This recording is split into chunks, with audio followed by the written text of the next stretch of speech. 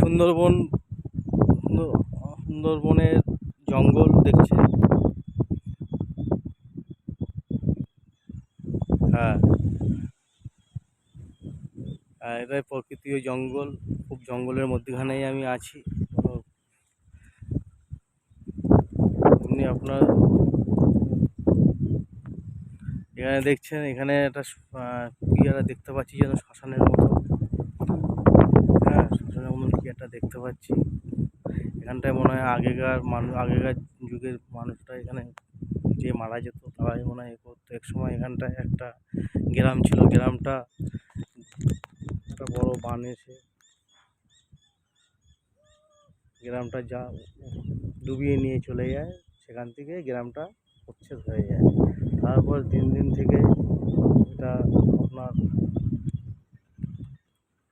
মাটিটা ফের হয়ে যায়, পলি পড়ে যায়। পলি পড়া থেকেই এই শ্মশানটা মনে হচ্ছে আগেকার যখন যারা ছিল তারা এখানে এত গভীর জঙ্গলে কোনো শ্মশান আছে কি না সেটা অন্তত আমার জানা নেই।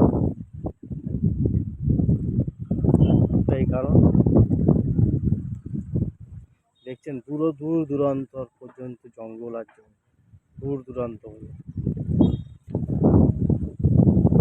দূর দূরান্ত পর্যন্ত জঙ্গল আর জঙ্গল, শুধুই জঙ্গল। আমি একজন এখানটায় কাঁকড়া ধরতে আসে, তার নৌকায় করে এই জায়গাটায় অনেক অনেক রিকোয়েস্ট করে, হ্যাঁ, তাকে কিছু পয়সাও দিতে হয়েছে।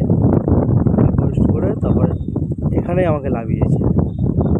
বন্ধুরা, ভিডিওটা ভালো লাগলে অবশ্যই শেয়ার করবেন, লাইক করবেন।